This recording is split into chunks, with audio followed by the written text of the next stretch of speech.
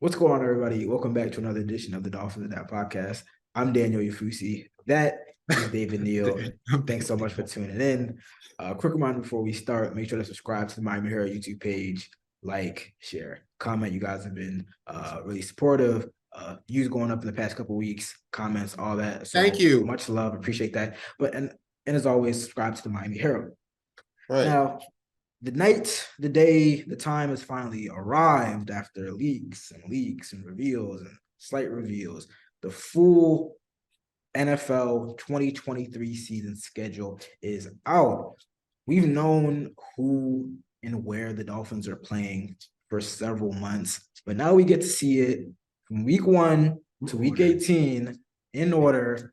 And we're going to dive into all of that. It is a very exciting schedule. We're going to give our thoughts on that, as well as some other stuff coming up in the next couple of weeks of the offseason workout program. But as I said, we got to start with this. Because we are going to feed your sick NFL addiction, okay?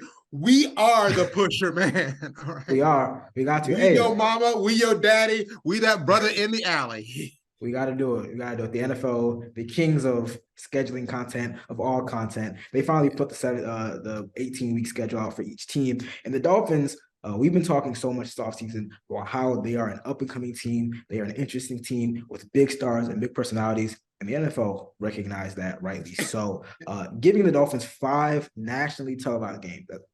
5 nationally televised games. Now, we already knew leading up to Thursday about 2 of those games. The NFL on Wednesday announced that the Dolphins will be playing an international game in Germany against the Kansas City Chiefs, the defending Super Bowl champions. That's Tyreek Hill's first game against his former team since the trade last year. It's not going to be an Arrowhead, but still, Frankfurt, Germany. Week 9, I'm excited to go out there. Hopefully I get sent out there. We'll talk about that later. As well as a Week 12 game against Aaron Rodgers and the New York Jets on Black Friday, one day after Thanksgiving. The NFL said, we can't get enough. You can't get enough football, so we're going to throw another game after Thanksgiving. And you can't. That is a classic to me. If I don't need the money and I can stay home and not work, I'm gonna sit back and watch that game. I'll watch any game on. I'll park my butt on the couch. It's leftovers, and that's it. Leftovers of football, exactly. So we knew about those 2, but we got some other nationally primetime games that are coming up. The Dolphins are going to be playing twice on Sunday Night Football, and the first one is going to be pretty early. Week 2 at Gillette Stadium against the New England Patriots. They'll be facing Mac Jones and Bill Belichick. Then they go to Philly in week 7 to face the defending NFC champions, the Eagles. That'll be a juicy one too. Obviously, you got 2 high-powered teams. You got Tua, Jalen Hurts facing off for the first time in a regular season game since their Alabama days. Juicy storylines. That's what the NFL does. And they'll play their 5th and final primetime nationally televised game on December 11th. I believe that's week 14. Let me check just to be sure. Yeah, week 14, they're hosting a Monday Night Football game against the Tennessee Titans. It's maybe not the opponent that many people expected, but I know a lot of Dolphins fans will be excited to go out to Hard Rock Stadium on Monday night for a rare home Monday night game. So we got a lot to unpack. I mean, again, we knew who the Dolphins are going to be playing for some time. 8 matchups against teams who made the playoffs last season. But when you put it all, mix it all together, make it all right, and you get a whole schedule. My first reaction was, it's a tough schedule. It's a tough schedule. I mean, like I said, if the Dolphins think they are a contending team, as they should believe they are a contending team, this schedule will make them earn that designation, and they're going to earn it right from the jump. 3 of the first 4 on the road, and first 2 games on the road. I mean, the Chargers will be a fun game just for the simple Tua Herbert storylines. I think that we're kind of past. For the most part, we're kind of go ahead. think we're past that, but also the Chargers kind of stuffed the Dolphins last year. They did. That was part of the free fall last year where, they started the West Coast trip against the 49ers. They fell flat. Sunday night, they really fell flat. They lost about 3 straight games. So obviously there's going to be a lot of motivation to kind of prove that wasn't, really what the team was. An anomaly, right? Yeah, it was an anomaly, or it was an anomaly. So yeah, I mean, and then New England Patriots, I mean, they're kind of viewed as maybe like the 4th best team in terms of talent in the AFC East, but that's an early season game, Sunday night, Bill Belichick. I mean, they're going to be up for that game. I mean, that's not going to be a cakewalk. I do think that's a game that the Dolphins can win and should win, but it's not going to be a cakewalk at all. Obviously, then you get the Denver Broncos at home. We're going to see what they're going to be with Sean Payton, first year there, and Russell Wilson, if he can bounce back. But even if you do win that, it's like, all right, then you got to go back on the road against the Buffalo Bills. I'm looking at it right now. The first 6 games or 5 games on the schedule, the Chargers made the playoffs last year. The Bills made the playoffs last year. Giants made the playoffs last year, and I think that they improved in the offseason. You don't really get a kind of a breath, or to where you think, okay, maybe they can go in. Where you expect them to go in, stack 3, swat somebody aside, and be cruising by the 4th quarter until Carolina, right? And like I said before, before we started recording, you win that game, and then you got to. You can't really rest on it. You got to go back to Philly. All right, and then you get the Patriots the following week in week 8, but then you got to fly all the way to Frankfurt, Germany, and play the Chiefs. I will say though, as we kind of break this all down, I think the Dolphins may have. I know a lot of Dolphins fans were kind of bummed out again about that game not being in Arrowhead in Kansas City because of Tyreek Hill's return. He had talked about wanting to kind of go back and kind of give them hell, right? Kansas City. But Arrowhead is one of the toughest places to play in the NFL. I think maybe the NFL kind of did them a solid by moving it to Frankfurt, where it's going to be more of kind of a mixed neutral crowd as opposed to a pro Kansas City crowd. And some people were kind of saying that, floating that, although the NFL designated Germany as kind of like a Kansas City's overseas kind of locale, there might be more Dolphins fans there. I don't know if that's true. Some people Dolphins have I think the Dolphins have a larger brand overseas than most teams.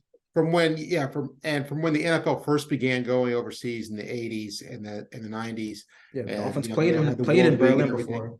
That was during the Marino years. Exactly. And that's he was the kind of player who you don't need to, if you're just getting in touch with football and you watch Dan Marino play, you think, wow, this is a pretty cool game. This is really neat, as opposed to watching, some of, let's say, the Giants of the era, you watch the power football and everything, which is fine, but you're kind of like, okay, this is a little bit like rugby, right? And there's not that like electric, whoa, they just scored from 70 yards away. Or they just went down the field in, a minute. I think that's part of the reason the Dolphins, and the Dolphins were good back then. They were a good team, so they have a following, and that's continued despite let's face it, about 30 years of but yeah, that Arrowhead can mess with you. Arrowhead messes with some of the best teams, and we've seen that over the years. We've seen good teams go in there and just get obliterated, get that get that wind tunnel effect where you walk out and suddenly it's like 17-0, like what happened, but by the time anybody can talk to each other, you're down 3 scores. But I still would rather that game. They can't take the Dolphins over there for something else. It was the Kansas City Chiefs home game that was already previously announced as they were going to play in Germany, and now it's just kind of a matter of who they played. I had a weird feeling about before that the Dolphins might be heading overseas, but obviously the NFL is trying to really broaden their reach overseas and really establish a real base in Germany. So why not put the defending Super Bowl champions out there, Patrick Mahomes? Right. You have that Right. brand, and then you have an exciting team like the Dolphins, who, as we Right. have just said, they have they have some fans out there as well. So I get it. It'll be fun. I remember I was at 2 years ago, I was at Tottenham Hotspur Stadium when they played the Jacksonville Jaguars, and the environment was electric. I mean, it felt like a kind of like a World Cup type of matchup. The way the crowd was reacting to everything. So that'll be fun. But they have that game, and then they have a nicely placed. I think they have a nicely placed bye the week after. Most times when teams play international games overseas, the NFL kind of rewards them with the bye week. And like I said before, the second half of the schedule, it's like it doesn't really ease up too much. You have the Las Vegas Raiders, who maybe kind of be in a rebuilding mode, but then you have the Jets, you have the Commanders and the Titans, which I think that's a real opportunity to maybe stack some wins. But as I said before, 4 of the last 5 are at home, but you have Titans, the Jets, the Cowboys, at Baltimore, at Buffalo. So for me, yeah, that last 3, 4 stretches, Yeah. I think that could very well make or break the season. But Right. also I'll kind of point to that first month of the season. I'll say Right. in a not only a division that's going to be hotly contested, but a conference where it seems like 8 of the 10 best quarterbacks are all in the AFC. You definitely got to start off winning. Right. If you can start 3-1, keep your head above water after the first month of the season. You're setting yourself up for success in that final stretch where you think you're a little more comfortable at home. Even I look at the game against the Cowboys. That's a tough game, but it's at home. You're at home for Christmas weekend, Christmas Eve. You know, it's tough. It's front loaded, but you also, at the end, you get those home games where if you take care of business early on, the slate should be a little bit easier in terms of, maybe not your back's against the wall, but now definitely a tough schedule. But also, again, as I said in the open, 5 national games is a clear sign that the NFL, views the draw and the appeal of the Dolphins. I mean, they had 3 standalone games last year, and they got 2 flexed into the primetime slots now. Now, right off the bat, you got five of those national games, and you got a couple late afternoon window games against the Chargers and the Cowboys. So, Dolphins fans are going to be up late at night. And they're going to be waiting to watch some of these games, a lot of these games for the upcoming season. What else sticks out to you before we kind of get into a break? No, just the I think the end of the season kind of stuck out to me. That and there's there's no skating period. You got one game here, one game there, with Washington, Carolina. But there's not a lot of skating, and that last month is going to be very interesting. A month plus, because you get the Jets, twice in 4 weeks, and are they going to be, is Aaron Rodgers going to be fully integrated and they're rolling, or are the They're going Jets to be kind of falling apart and stumbling across the right, finish line. It can go both right? And ways. you're kind of going, well, what happened here? And they're um And then you got the regular. We haven't really mentioned it, but you also got the regular season finale against the Bills, and that could very well be for the division that could playoff be for the spot. division. It could be for a playoff Yeah, spot, I mean and that game hasn't even been because in week 18 they can move games into the Saturday night slots, Sunday night slots. That could very well be a 6 primetime game. So and yeah, Dolphins are going to be on the national stage a lot. that this is exactly how, if I were doing the schedule, or if I were there used to be one guy who used to do the schedule, a guy named Val Pinchbeck, I think it was. Yeah. And way back when.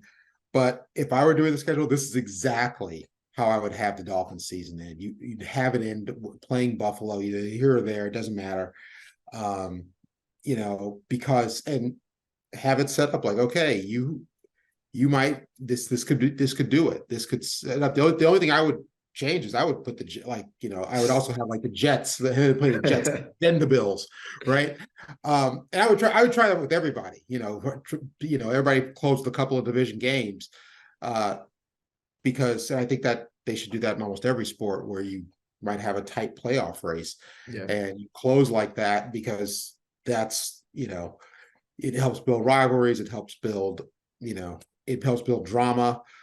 Things can swing big time at the end. And things can swing big to that. That end of the season is very eye-opening. The Eagles game is kind of intriguing to me because for some reason, I feel like the Dolphins defensively might match up well with the Eagles. I think it's an interesting also flip side on if the Eagles will match up defensively well with the Dolphins. I mean, they played. They had joint practices last summer before, I guess it was the preseason finale. And again, you don't want to make too much of joint practices. But that was a pretty back and forth effort. Like the Dolphins got the better of the Eagles a lot, vice versa. But obviously, when you play in an actual game, there's a lot more elements to it. But yeah, I mean, it's interesting. Like they get the 2 representatives in the Super Bowl. They get 8, and then that's a part of 8 playoff teams that they have to play. And they didn't really play well against playoff teams. Let me find the stat. I believe they went 2-5 against teams that made the playoffs last year. Obviously, Tua didn't play in some of those games, and that's part of the equation. And as we look at the schedule, can he stay healthy? But it's this. I was going to say, kind of leading into that. It's not a schedule where if Tua has to miss a couple of games, where the Dolphins are hoping that Mike White or Skylar Thompson can kind of hold the ship down. But this schedule doesn't lend itself to, one where, you can really deal and have Tua missing and out of the lineup for several weeks, because there's not a lot of, like you said, there's not a lot of periods where you can just kind of coast. No, there really isn't. And it's a really interesting schedule. And this is one of those deals where they might be a better team, and somehow things just don't look as good, on paper. They're gonna be battle tested, right. They can get if they get in the playoffs, they're gonna be a battle tested team. Right. They get in the playoffs. They're not going to be worried about anybody because, okay, fine. We did, you saw Kansas City, you saw Buffalo twice. You've seen, I can't think Denver has to be better. They have to be better. I think they were 5-12 last year. I mean, they've added a lot of people through free agency. You think that just the addition of Sean Payton would add some competency to the team. That competency that was something that was very missing a lot last year in Denver. And I mean, they just can't be that bad again, because that's what they were. They were incompetent, so too much time for the personnel that they had. So this is an interesting schedule, and it's a tough schedule. And yay. I was gonna say, you're gonna have a lot of late nights for me, but that's what we signed up for. I'm excited. The internet doesn't shut down. Tell me about it. It does not. The internet does not shut down. Our print deadlines are forget that.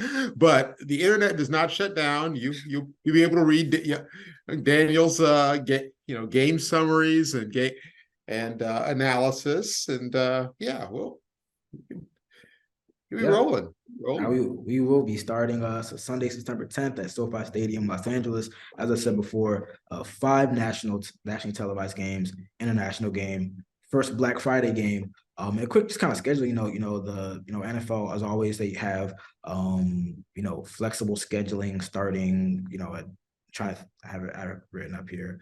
They have a flexible scheduling that usually starts in weeks 5 to 10, weeks 11 to 17. But they've also expanded that to the Monday night slate. So, hey, there's possibility of the Dolphins maybe even getting flexed into a couple more games if all things work well. But like I said, Sunday, December 17th against the Jets.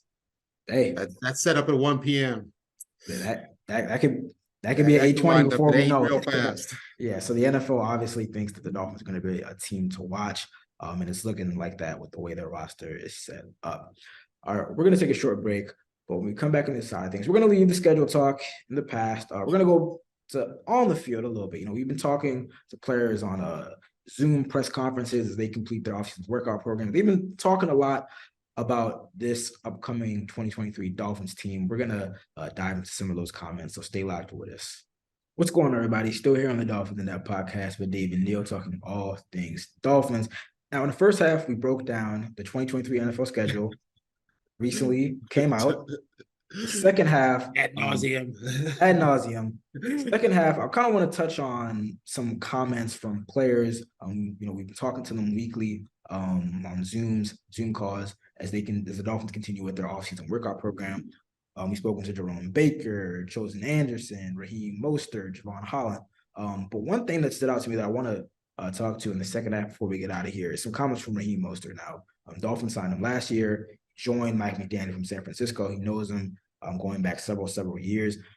And he talked about his expectations for Mike McDaniel, 1 year removed from being like a rookie head coach. And he had some interesting comments.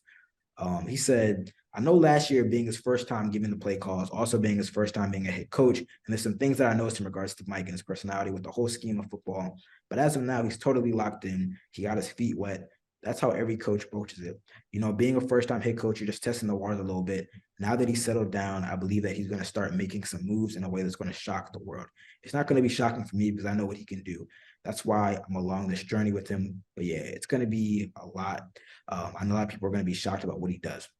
Now, obviously, it was a very interesting year for Mike McDaniel, not only on the field, being a play caller, managing the game, but obviously off the field, Tua getting hurt, having to kind of manage, the team amid a couple losing streaks and whatnot. I remember right after the season, in the season-ending news conference, McDaniel spoke about, improving with this time management. We know how much of an issue that was throughout the season, and then the season-ending loss to the Bills. A couple weeks back, or a couple months or so back, at the owners' meeting, he talked about running the ball a certain amount of times a game. And he said, hey, we didn't run the ball well because we're not good running the ball. We didn't run the ball well because we didn't run enough. And Mostert also went on to say that in their exit meeting, McDaniel actually apologized for not running the ball enough. So that brings me to this question that I want to pose to you. What are your expectations from McDaniel in year 2 as a head coach? Because I think a lot of times we talk about improvements from players, the scheme and whatnot. But McDaniel was growing too as a young head coach. What are your expectations for him in 2023, year 2? Well, just fewer rookie mistakes. Fewer youthful mistakes. He's in his first year in a job, and his first year having this job at the NFL level, and dealing with the personalities you're going to have to deal with on any team, and just dealing with the constant swirl of you've got the media here you're dealing with, then you've got this player, that player. Okay, there's this injury. It's a constant. It really is a nonstop thing, and people are going to make mistakes. First year coaches make mistakes. That's the way it is. And first people in their first year on any job make mistakes. So what test that? My first year wasn't as good as I am now. So we've all been there. We've all been the young person that is sitting there going, I can't believe, well, I just learned this. I learned this lesson from this rookie screw up. And so what do I expect to see? I expect to see more comfort in all his role in all areas of his role as head coach. I expect to see there should be fewer time mistakes, although that might become he might be like this generation's Andy Reid, and it took Andy a long time to get that right. And I'm still not sure he does have it right, but that might just be something that they never completely gets. But I expect to see fewer mistakes like that, fewer strategic oops. that you just where, and more, kind of where you're in the rhythm of play, or you're in the rhythm of play calling, and you're doing everything that you want to do, and you don't get so locked in on, okay, we need to get, we need to get the ball to this, to, our wide receivers more okay with their, the too often coaches do this at, when they've had a few years under their belt also, they get too locked into their main thing that they want to do. Mhm. And sometimes you got to go, okay, you know what, that maybe that's not working today, or maybe that's not hitting today. And you kind of have to sort of feel the flow of what's going. And you say, okay, if, let's say if Raheem Mostert's starting to, your first few carries, Raheem Mostert, is running like a fool. Well, guess what? We a running team today. Yeah. So and we'll work the pass off that. If you see matchups that, if you see matchups that are advantageous, work that until the other team adjusts, and then you adjust. I think that's a lot easier for a veteran coach to do, for a longtime coach to do. And he strikes me as a guy who's just got a lot going on in his head all the time. He and others have kind of alluded to that in terms of like the shift from going to an offensive coordinator where, he could kind of lock himself in his office, draw up plays, and now it's a little bit different because he's managing everything. Right. And we did kind of wonder, like, all right, you're calling plays, but also managing the game. How well is that going to go? And I think for the most part, he did a good job. But again, we talk so much about going for your first year to your second year as a player. Players say, "Oh, I've seen this defense. I've seen this. Not Right. everything is as new to me." It's kind of the same thing, and I'm curious next time we speak to him to ask him, like, how does he kind of self scout, self grade himself, and try to improve from that? Because again, I mean, they say, time is the greatest teacher, or however the saying goes. Right. Like, the more you go, the more you're going to learn, and you're just not going to be in unique situations. So he definitely has that going for him. And on the flip side, I'm really interested to see the impact of Vic Fangio, not only on the defense, but kind of like the entire team in a sense, because he does have that experience, something that we talked about when they hired him. I mean, he has 2-3 decades as a defensive coordinator, or a position coach, or a head coach. I'm sure McDaniel will probably lean on him a lot, in terms of, what are you seeing out there, or what have you done in this spot? And you hear the defensive players talk about Vic Fangio, the first thing they say is he's so knowledgeable. Like Javon Holland was like, he's coached longer than I've been alive. Right. So he said, so it's great to hear him talk about his philosophies and whatnot. McDaniel was alluded to that as well, like talking about things from, the 2000s and the 1990s. That stood out, that Vic Fangio was like bringing stuff up about his Last philosophy. century. Yeah, exactly. Really. So he's obviously a wealth of knowledge. I think he's going to be a big resource. And again, I mean, he's really a big reason that I have high expectations for this defense, because for the most part, it's the same guys. You're getting some guys back from injury, but really a lot of the main guys on that defense are back, and they were healthy last year. I mean, in terms of, I know Xavier Howard wasn't healthy, but Jalen Phillips, Bradley Chubb was here for half the year. Jerome Baker, Christian Wilkins, like a lot of the core guys playing and healthy last year when they kind of underperformed. But I think just having Vic Fangio there, having a respected, one of arguably the top defensive mind in the NFL, I think that's going to do dividends for this defense. What do you think about Vic Fangio's impact? Yeah, I mean, obviously, having an experienced defensive coordinator who has had success recently uh, can't do anything but help the situation. And yeah, definitely being a veteran voice in, Mike McDaniel's ear, that can say, hey, you might want to think about this, or you might want to consider this.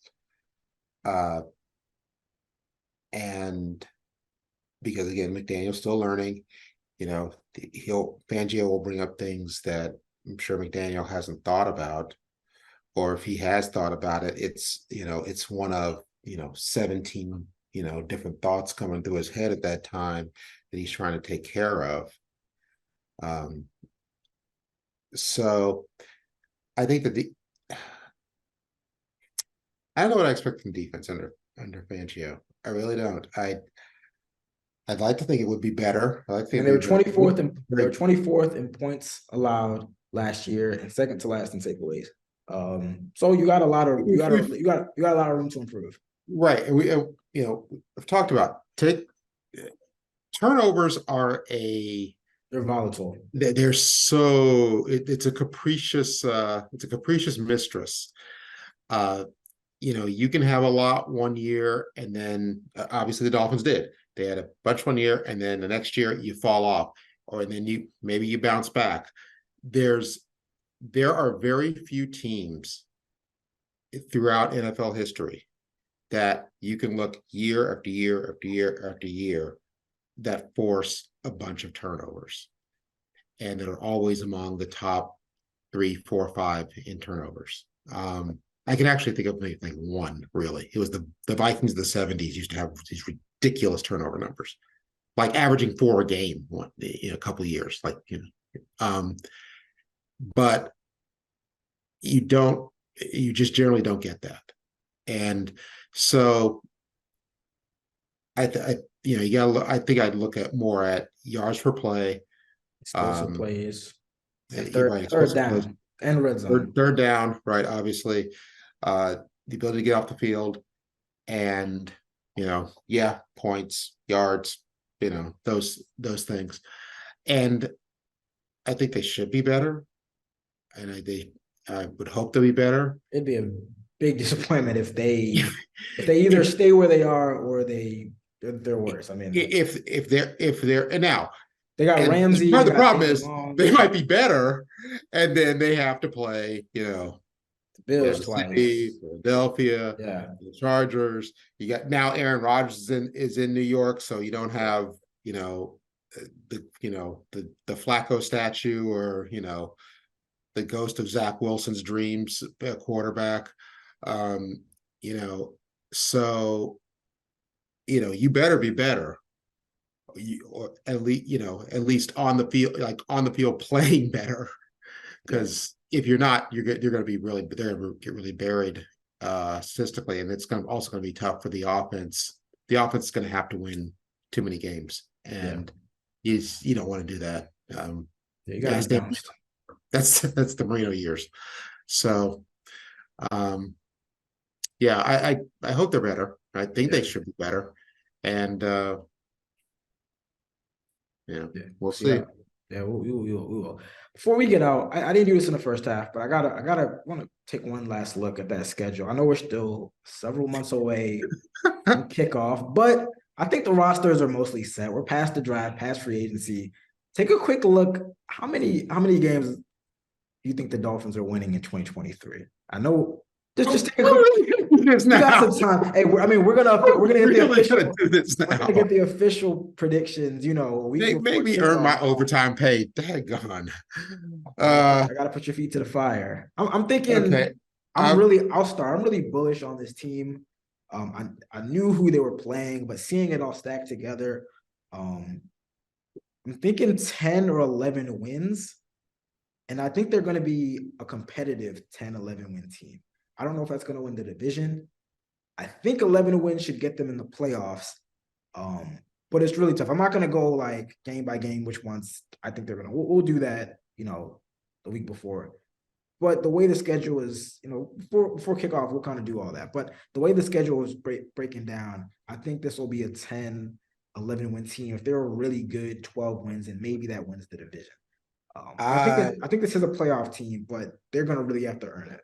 I think it's the kind of schedule you kind of have to go through game by game to. All right, we got some time. Let's do that. No, we're not doing that now. We are not doing that now. I refuse to do that now, even though I just did. No, you got to get off to a hot start, because I think that they can rack up some wins in the last month, but they got to start off. Yeah, you can't start off. You can't stumble out of the gate. You can't stumble. You can't be like 0-3 or 1-4. you can't go into the Eagles with 2 wins.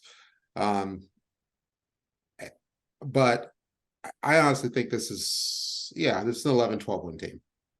Just looking at that schedule and looking at the schedule, going through and saying, I think they'll win. I think they'll win the games they should win. I don't see them losing to, Carolina or Tennessee or Washington. Can they beat Kansas City? Yeah, kind of a neutral crowd. Yeah, I think think it's a toss up. There's a lot of toss ups where you're like, the Dolphins have the talent to win that game. I just don't know if they'll win that game. I mean, I think that they had the talent to win games in San Francisco and in Los Angeles against the Chargers, and then Buffalo late in the season. But start off the game kind of slow, take a minute to kind of get your bearings. You come up short against Buffalo. I mean, those are kind of toss up games where it's like, you can win those games, but you very well could lose those games. And I think you honestly have to look at, they're probably going to split with Buffalo. I think they're probably going to split with the Jets. They might split. They'll probably split with the Jets. Can you steal an extra game against the Patriots early in the season? I think they should steal that type of game. They should beat the Patriots both times out. Can you steal a week 1 game? Because it's not like you're beat up and got to travel. I mean, that's the first game you're going to be up for that. Can you kind of steal one of those games early on where maybe you're not favored, but you can stay in it and squeak out a game on the road? They have to do that. I think I think they have to. I don't think they can. I think they'll beat the Patriots, but the Chargers and I don't know, in that opener, and then Denver. I think they should. I just think they should. I don't, like I said, I don't think Denver's going to be as bad as they were last year, but I don't see this massive turnaround that early. Dolphins kind of have their thing going. We hope. So, yeah, I don't know. I see them as 11 or 12 wins, and I think it's like I said, they'll be a good 12-win team, and I think they're good. But I think another thing is that I think there are a lot of other people on that schedule are looking at this going, oh, geez, we got, the Dolphins twice like that. Oh, geez, come on, and they're worried about the Dolphins for the first time in a long time. And by the way, your travel is really good. Smooth. It's pretty smooth. Yeah. It's Los Angeles. Get to go home for New Year's Eve. You're ball. Might drop by for some. Might drop home for Thanksgiving before go up to New York. It's nice. I mean, the NFL. They had some nice storylines. They didn't tax me too much with the travel, so I appreciate the NFL schedule makers. Germany with the bye afterwards. You can slip over into Belgium, UK Netherlands if you want to. I don't know. I'm liking the schedule, man. It's looking good to me. So Philly's good city. A lot of good cities. Yeah. So, we're still several months away till the games that matter kick off. But the NFL schedule release is just one more kind of checkpoint before we get there. And now fans and the like, they can stew over that for the next few months till we get to September. Here's your fix. Here's your little football meth. Well, that brings us to the end of another edition of the Dolphins In Depth podcast. I want to thank you guys as always for tuning in. Reminder as always, like, subscribe to the Miami Herald YouTube page, share, comment, all that good stuff, as well as subscribe to the Miami Herald. We've got rookie mini camp starting Friday morning. We're going to be talking to some draft picks, to undrafted free agents. In about 2 weeks' time, we're going to have the start of in-person OTAs. We get to watch it, kind of start breaking down the team a little bit. So we still got some stuff percolating, cooking before the start of training camp in late July. We'll be back soon to discuss some more Dolphins football. But you guys stew over this schedule, enjoy it, start planning your travel schedule, and we'll be back soon. Y'all take care. Bye.